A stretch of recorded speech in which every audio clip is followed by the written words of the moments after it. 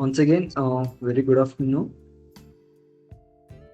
Thank you for joining to the webinar, Unlocking the Power of PDM, Streamlining Your Product Lifecycle.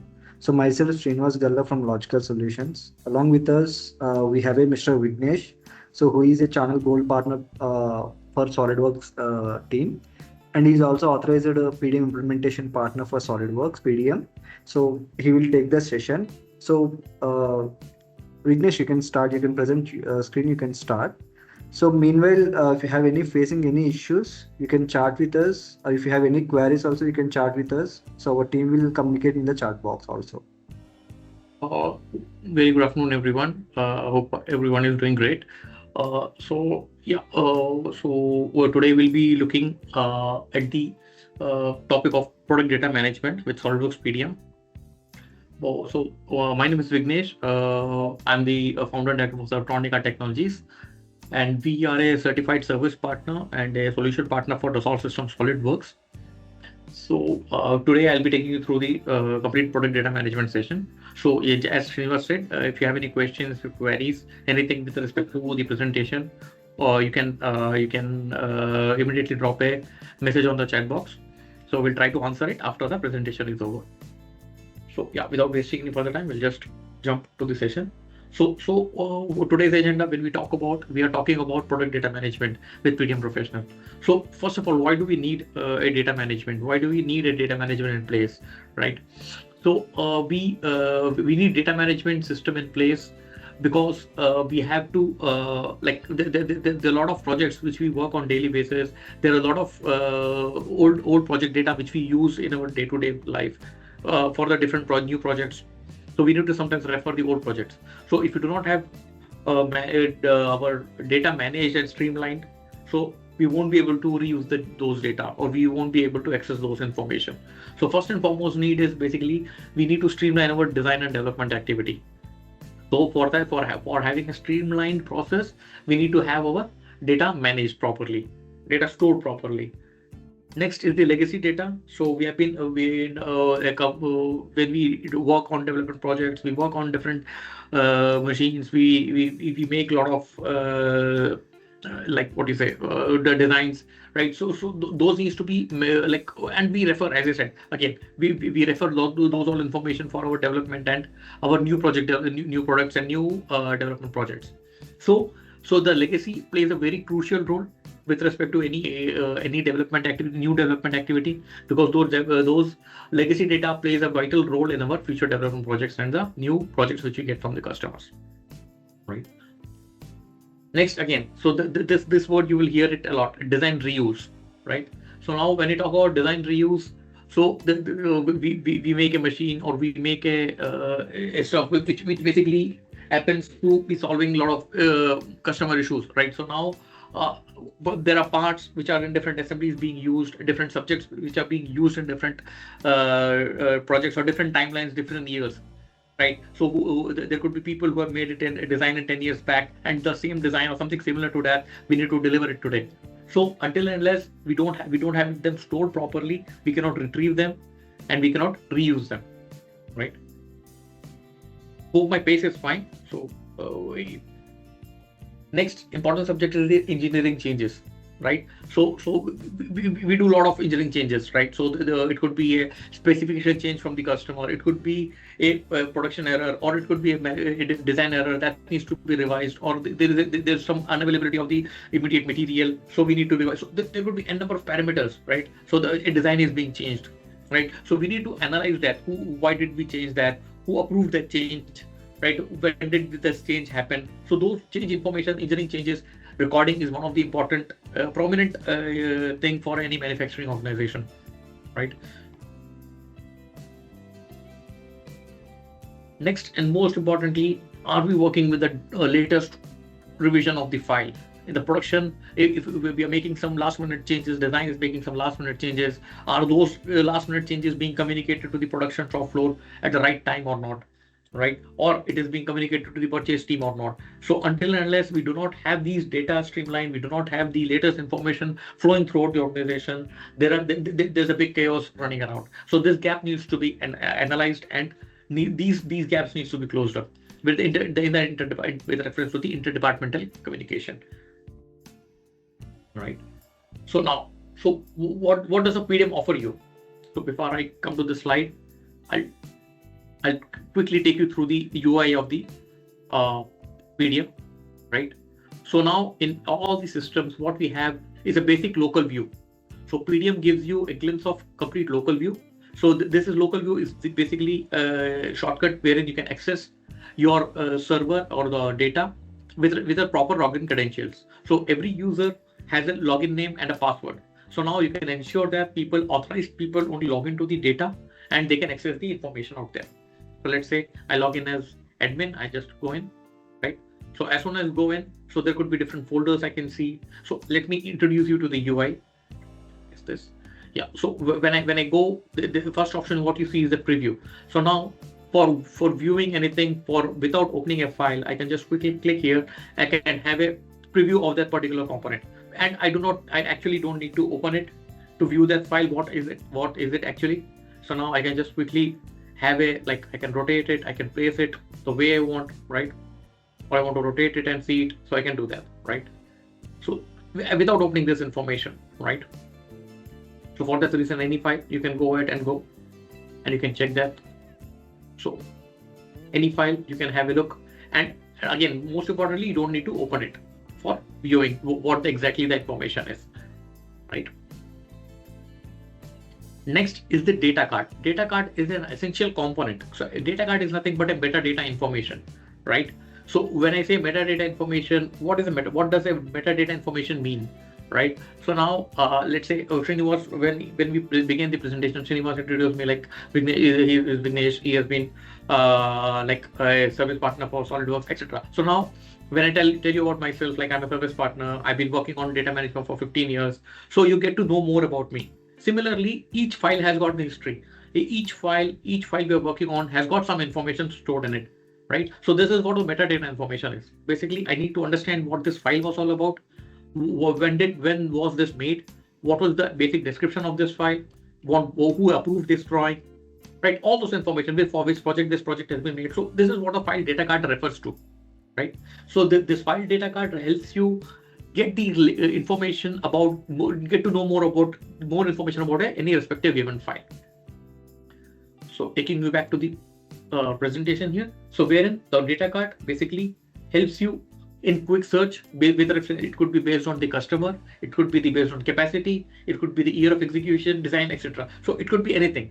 So any particular metadata information, and this is a fully customizable data card, right? So any industry, so based on any industry requirement, these search fields can be customized, and based on that, the file data card can be updated. So this is specific to the industries. So this can be completely customized, specific to different industry verticals, right? So this is not like hard-coded. So this can be changed with reference to required industry vertical. Another interesting subject is the workflows. So now this workflow, why do I need a workflow? Workflow is basically how my process is going through the complete design process, right? So now whenever a file is going through, so I need to ensure that the files are approved so that I reduce my production errors. So now if I'm able to check them in the initial stage of my production, so I can ensure that the right drawings go to the shop floor and right information is going to the shop floor, ensuring the minimum manufacturing errors, right? So now workflow is basically gives you a clarity who is making this drawing, who is checking this drawing, or who is approving the drawing, and finally who is approved it and who has released it, right? So this workflow basically gives you a complete visibility of the engineering process, right? So this, as I said, this is to avoid the last minute changes, the reduction, the scrap rejections, right? And just in case if you want to find an error, so you can identify who has made this and who has checked it and who has approved it. So those clarity gives you and that helps you reduce your complete cycle time and the go-to-market time, right? Next, another interesting thing is the revision control, right? So now revision control. So now again, as I said, so the drawing needs to be revised. So right, so when we're making those changes, so we need someone who could analyze it. So what this revision is actually gonna do that? So basically, is there how much time would it get that particular revision thing is happening? So a revision could be generated by a revision request can be generated by any department. It could be from the sales department with reference to the communication done by the customer. It could be a production raised by the production team because there is some issue in the drawing, or like there's some fitment issue in the shop floor. Or it could be from the store or the purchase team wherein the required raw material is not available. So there's an equivalent raw material that needs to be booked for getting this production going, right? So there could be a number of factors, right? So those needs to be tracked and stored, right? So now when a revision request is coming in, so we need to analyze that, was that revision required or not? Or and if it was required, so what is the reason, right? Who raised it? Is the customer who has raised it, or like who is the internal change that has got this change revision, right? So it becomes an important subject, and the clarity which covers your important subject of the revision, right? So before jumping to this, I'll just again go back to the UI of PDM, right? So now I'll complete this introduction, what I've been doing. Right. So now, as I said, so first you got the the preview, second is the data card, third is the version. So now this version basically keeps a track of the number of changes you make on the file. So now any changes, any file will have a different kind of version. Any file will have multiple versions, right? So any file being brought to the vault. So this is what we call PDM vault, a stored directory where we store it. So now each file may have different versions, So this basically, let's say this file has got 3 versions. So this file has been modified 3 times, right? So those information can be tracked out here. So how many times and which version I need to modify. So while you're working, while you're developing working on a new development project, so you make a number of iterations. So now at point of time you realize the first version or the third version was important. You made and you want to use that version for your process. So you can always get that, and you can just quickly get those versions, and you can start working on that version immediately. So now that will help you get the older version, right? So you always get that option to get that older version and work on it, or you can work on the latest version of the file, right? Next interesting thing is the bill of material. So now again, for any assembly file, you want to look at what is the basic required bill of material, or like what are the items in this particular item, the particular assembly. So you can just quickly have a glimpse, and in fact you can also generate an output in Excel or CSV, which will help you. You can just share it with this thing. So any kind of BOM you want, you can just generate it, right? So this BOM, these fields can be customizable for your industry requirements. So you can just quickly generate a BOM and start working on it, right? Next is the tab which is called contains. So contains basically helps you keep the information of the data cards or the catalogs. So now there's a motor catalog, or there's a belt catalog you want to attach to a particular file. So that can be available in some other folder, and you can just quickly refer those information in the contains tab. So this contains tab give you the information of the catalogs or the data sheets which are connected to this particular file. So you can we can store them, and you can use it for your future references, right? Another interesting thing is the where used. So where used basically gives you a track of items where the item B is being used, with what all assemblies this item is being used, right? So for reference, this item is being used in let's say this assembly 005, assembly 006, and assembly 007. So these are this item B is being used in different projects. So this way you can track let's say, so what this help you is basically help you track if whatever changes are being made to that particular part. So these 3 assemblies, these referred assemblies will also get affected with reference to changes made in the particular file or the assembly, right? So this where use help you track the details where this particular item is being used, in what all assemblies it is being used, right?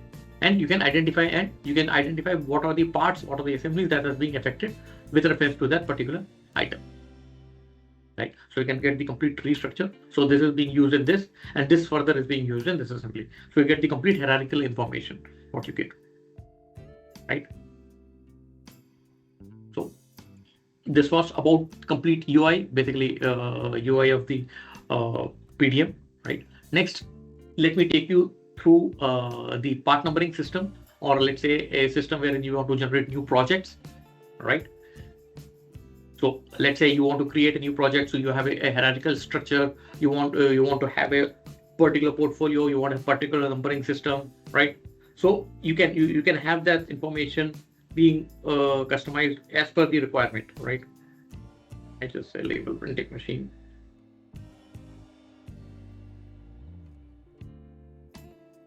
I say okay, right? So if I just quickly go inside projects, so I see a folder being created automatically, right? And this is being referring here. There's a P001. This is a label printing machine, and there's a customer's STPL, right? And if I go further inside, so there's a hierarchical folders. So this structure, standardized folder structure, can be used for all your projects, right? So and nobody needs to create a new folder. You can just have a structured way wherein you store the information, you keep the information, and for reference you can use it as and when required, right? So the beauty of PDM is the different departments can access it with different kind of permissions, different kind of workflows, right?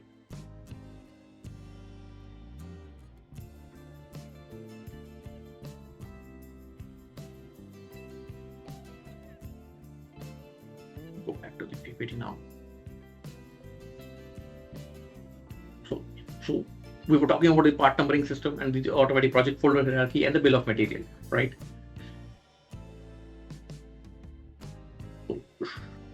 So there you go. So there are different groups here, right? Let's say there's a design group, there's a production group, there's a quality group, right? So now in design we have few group members like Fagam, Karan, and Radha, okay? And in production, let's say have Vignesh, okay? In quality, we have Himanshu. Okay, perfect. Okay, so now what we will do, we can just do it group wise, right? We can log in and try. So let's say right now I've logged in as admin, so I'll just quickly go back and I'll log in as, let's say, Karan, right?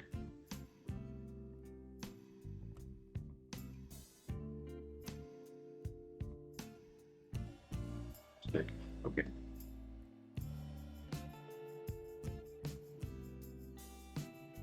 Now, another thing I'd like to show was, so now when you're performing any operations, so now let's say there's an assembly out there.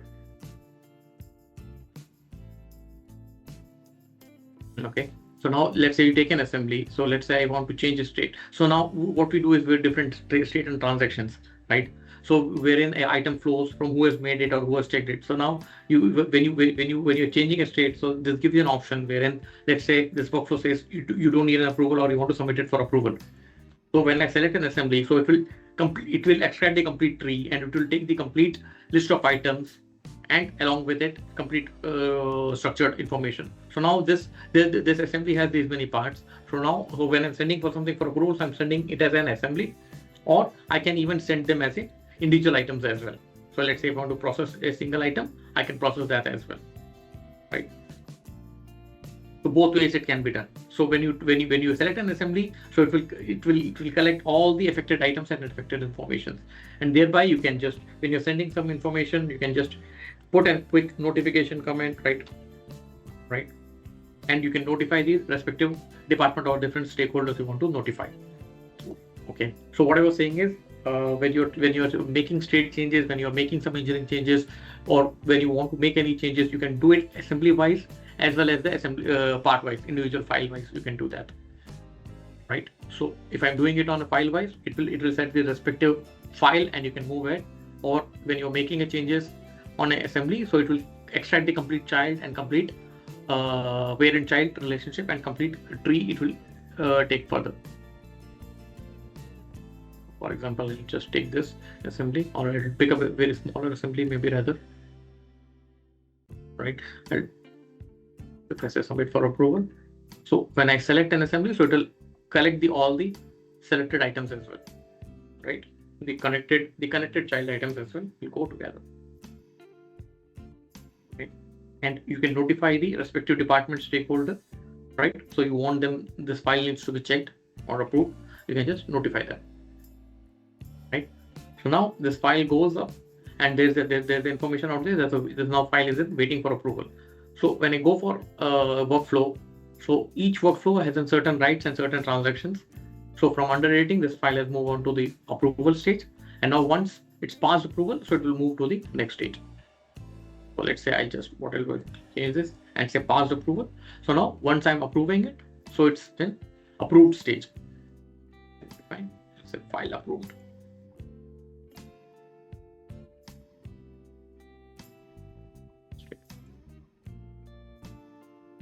right?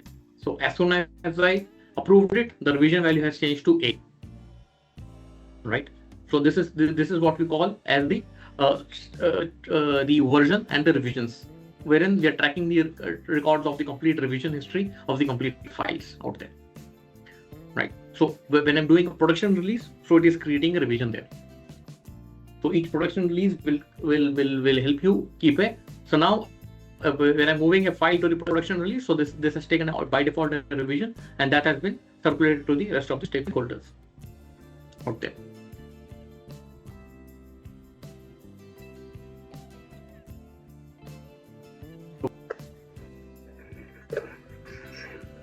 So yeah, PDM system is fully integrated to your SolidWorks CAD system.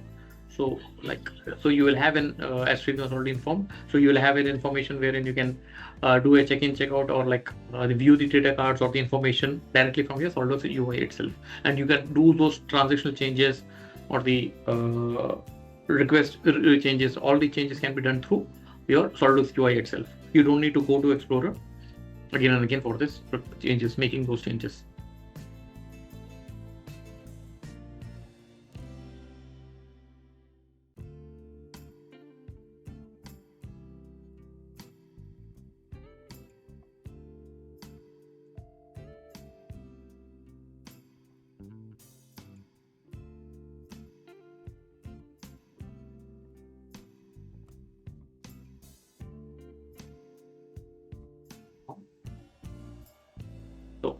So this UI basically inside SolidWorks PDM, you have a UI, so which is connected. So here, so each file you can have it. You can also, in fact, you can also have a preview here.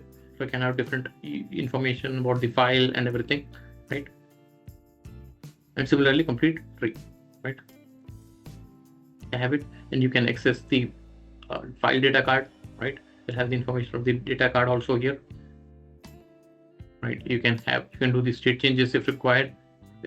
Right, you want to check where this file is being used, so those information can also be viewed here, right?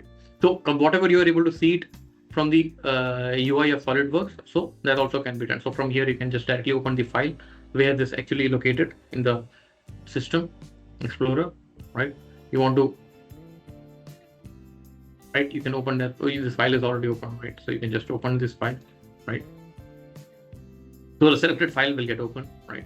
So if there's a associated drawing, you can open it from here, right? You want to check the history of this file, so you can view this.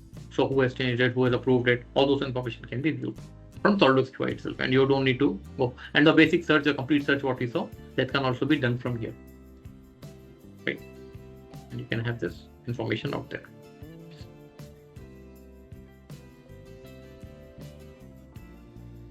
And of course, the versions, you can get the information of the versions, and you can at any point of time you can go back and start working on that particular version, right? So you can just go ahead and check. Let's say this file, this is about 1/2. So there are total 2 versions available in the vault, and you're working on the version 1 of this file.